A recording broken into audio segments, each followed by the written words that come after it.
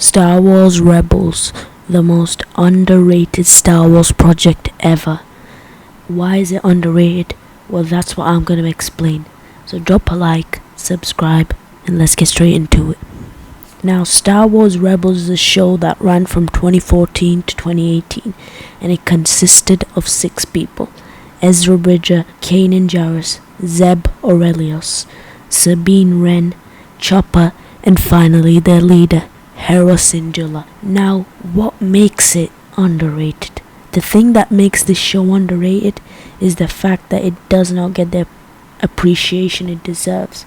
I mean, when people talk about the greatest, the best Star Wars projects, people don't talk about Rebels, which I do not understand, because to me, Rebels is one of the greatest Star Wars shows, projects to ever come out, because it had everything.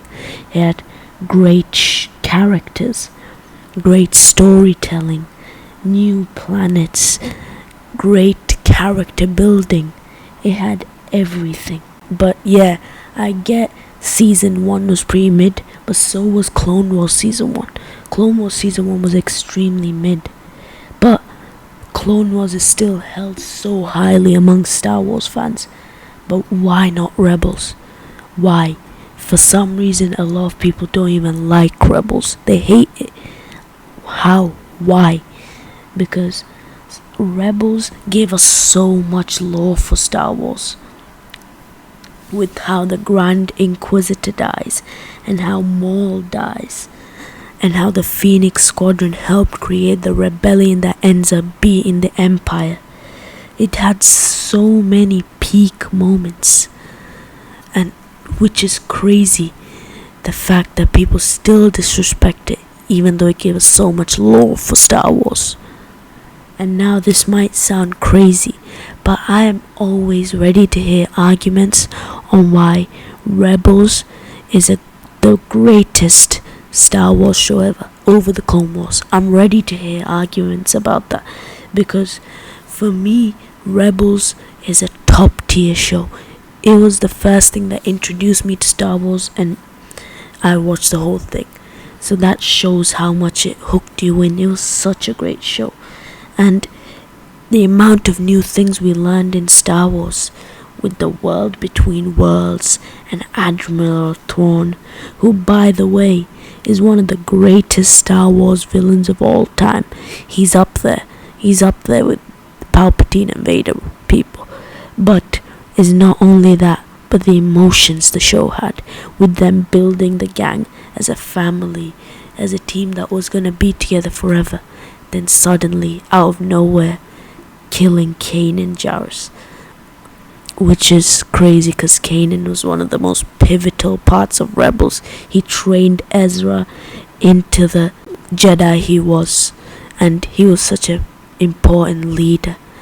And we had so many great characters returning, with Ahsoka returning, we had Rex returning, we saw Lando Calrissian.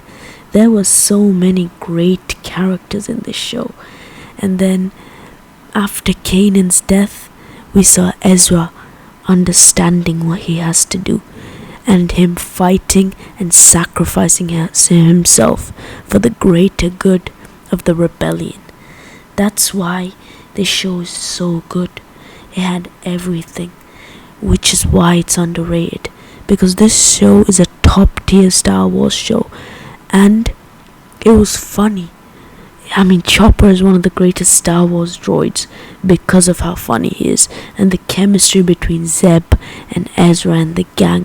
It was just so fun to see, because it had everything. It had your action, it had your the sad moments, and it had your funny moments.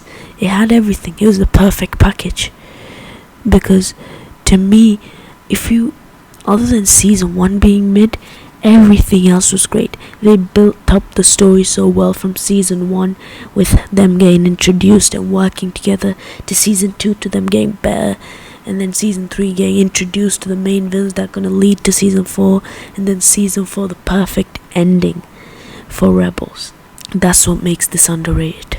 So overall, Star Wars Rebels is a goated show. But what do you guys think? Drop it down in the comments and I'll catch you guys later.